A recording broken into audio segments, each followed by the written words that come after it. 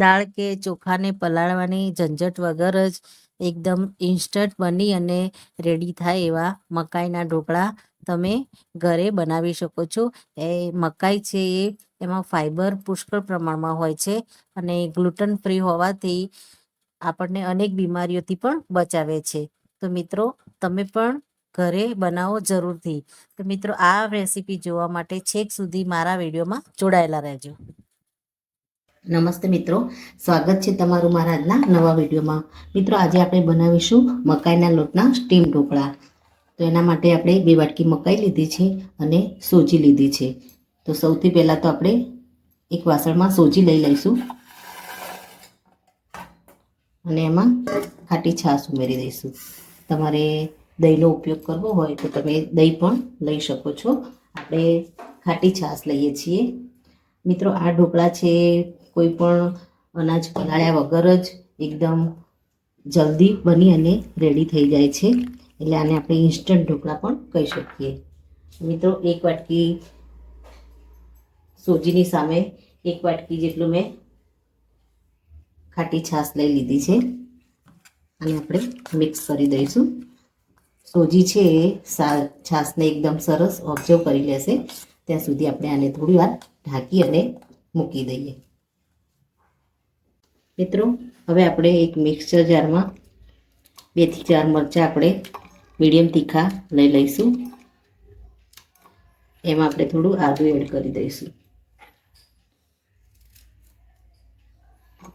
3 થી 4 આપણે આખા મરી લઈ લઈશું. આને થોડી પાણી એડ કરી આની એક પેસ્ટ રેડી કરી દઈએ. મિત્રો, સોજીમાં છાશ આપણે એડ કરી હતી. સોજી સરસ ફૂલી ગઈ છે. હવે આપણે એમાં મકાઈનો લોટ એડ કરી દઈશું.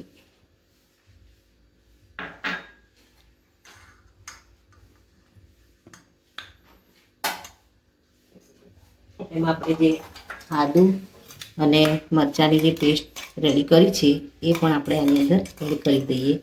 મિત્રો, આમાં લસણનો ટેસ્ટ પણ ખૂબ જ સારો લાગે છે. જો તમને લસણ વધારે ગમતું હોય તો તમે આમાં લસણ પણ એડ કરી શકો છો.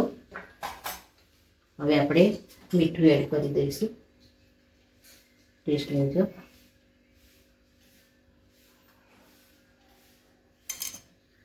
થોડી ચપટી જેટલી આપણે હળદર એડ કરીશું.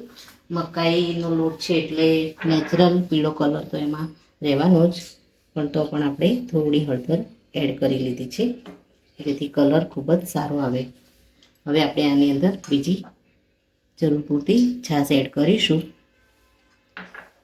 અને બેટરને આપણે ઢોકળા જેવું સરસ તૈયાર કરી દઈશું.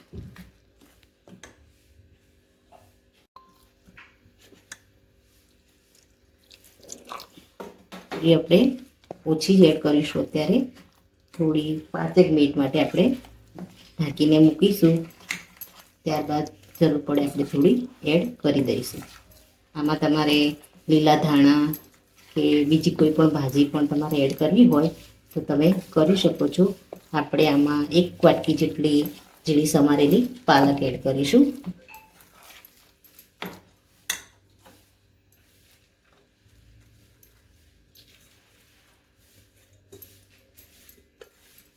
બરાબર આપણે મિક્સ કરી છાશની જરૂર પડશે એમ આપણે થોડી થોડી એડ કરી દઈશું. અને મીઠું જો તમને વધારે ઓછું લાગે તો તમારે આમાં એડ કરી દેવાનું. મિત્રો, આપણે 5 મિનિટ માટે બેટરને ઢાંકી અને મૂકી દીધું હતું. આપણે મીઠું ચેક કરી અને આપણે થોડું મીઠું એડ કરી દેવાનું. મને થોડું ખીરું મોડું લાગ્યું એટલે મેં ટેસ્ટ મુજબ મીઠું એડ કર્યું છે. થોડું આપણે ઢોકળા સોફ્ટ બને એના માટે આપણે થોડું તેલ એડ કરી દઈશું. બરાબર આપણે એને ફેટી લઈશું.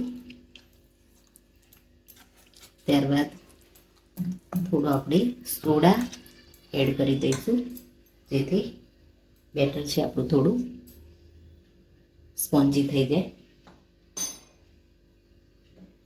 તો થોડો આપણે લીંબુનો રસ એડ કરી દઈશું.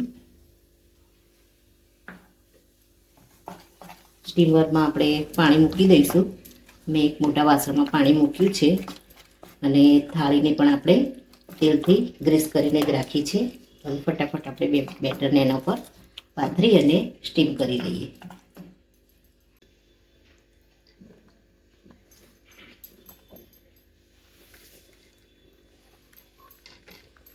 આ રીતે આપણે પાથરી અને સ્ટીમ કરી લઈશું. 5 થી 10 મિનિટ માટે આપણે ઢાંકી અને થવા દઈશું. મિત્રો, ઢોકળા સરસ મજાના ફૂલી ગયા છે.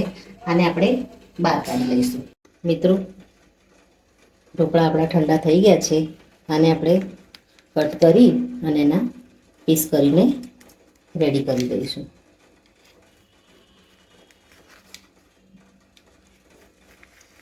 મિત્રો, મકાઈના સ્ટીમ ઢોકળા બની અને રેડી થઈ ગયા છે અને સરસ રૂ જેવા પોચા બનીને તૈયાર થયા છે.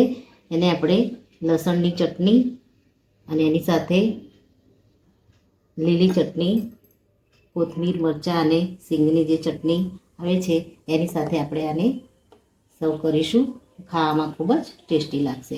તો મિત્રો, આ સાથે મારો આ વિડીયો અહીંયા પૂરો થાય છે. જો મારો આ વિડીયો તમને ગમ્યો હોય તો લાઇક, શેર અને સબસ્ક્રાઈબ કરવાનું ભૂલશો નહીં. અને કમેન્ટમાં જરૂરથી લખો કે મારી આ રેસીપી તમને કેવી લાગી. ફરી મળીએ નવા વિડીયો સાથે. ત્યાં સુધી આવજો. Thank you.